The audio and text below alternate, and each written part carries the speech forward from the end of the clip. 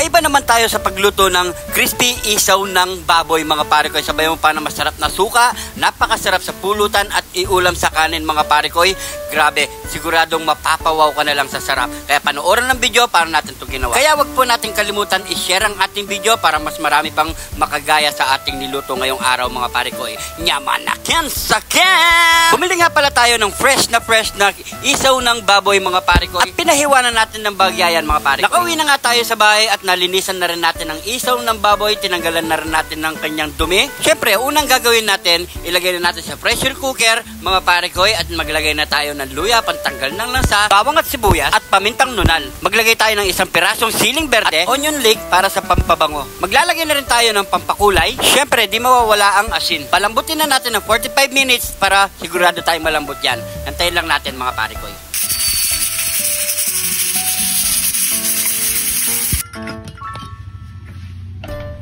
Kapag ganito na mga pare koy, napakaganda na ng kulay at napakalambot na nito mga pare koy. So set aside muna natin yan bago natin to hiwain. Gusto ko nga i-shoutout ang ating mga bayaning OFW natin dyan. Lagi po tayo mag-iingat mga pare koy. At kapag malamig na ang ating isaw ng baboy mga pare koy, so hihiwain na natin ng ganyang kalaki. At kung susubukan nyo naman tong iluto mga pare koy, kahit anong laki, pwede naman dyan mga pare. So tapusin muna natin tong hiwain. Matapos natin tong hiwain ng ganyang kalalaki, maglagay na tayo ng harina at konting cornstarch. Lagyan natin ng pamintang wasak at asin. Lagyan na rin natin ng pampakulay na food coloring mga pare koy. So haluhuli lang natin hanggang sa mag-evaporate ang nilagay natin pampalasa. At ilagay na rin natin ang ating isaw ng baboy. At haluhuli lang yan mga pare koy. At kapag ganyan na mga pare koy, pwede na tayo magprito. Let's go! Nagpapashoutout nga pala si Dugan JD ng Santo Cristo, Angeles City. Shoutout sa iyo pare koy. At syempre kay Boss Dan Bondok ng UK at kay Madam Helen Orihashi ng Japan. Shoutout din kay Boss Jojo De Jesus ng Marisol, Angeles City. At kay Boss ST Gabriel Carpio ng Malolos, Bulacan. Shoutout sa inyo mga pare koy. At habang namimirito tayo, gawa na tayo ng masarap na sausawan. Maglagay na tayo ng sibuyas, bawang, onion leek at siling berde at kidlat ni June TV. Pamintang wasak, asin at syempre brown sugar. Maglagay na tayo ng suka at syempre lagyan natin ng konting tubig mga pare koy para hindi masyadong maasim ang ating sausawan.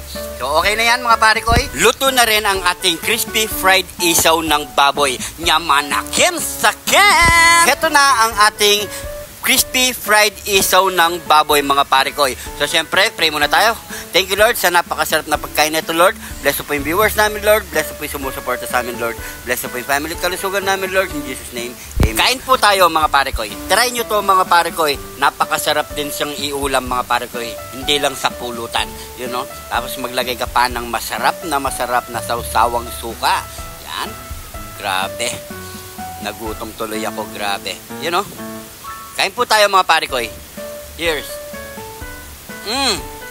Nyamanakin sakin! At kung napadpad ka naman sa parte ng video na to mga pare koy, pwede po comment kung saan umabot ang ating video para alam natin mga pare koy. Sa mga gustong magpa-shoutout, pag-comment lang po sa baba. Next episode po masya-shoutout po kayo mga pare koy. At sa mga bagong followers natin dyan, maraming salamat po. Welcome na welcome po kayo dito sa June TV. At kung di ka pa naka-follow, mag-follow na mga pare koy para updated kayo sa mga bagong episode na i-post natin mga pare koy. Huwag po natin kalimutan i-share ang video na to kung nagustuhan nyo mga pare koy.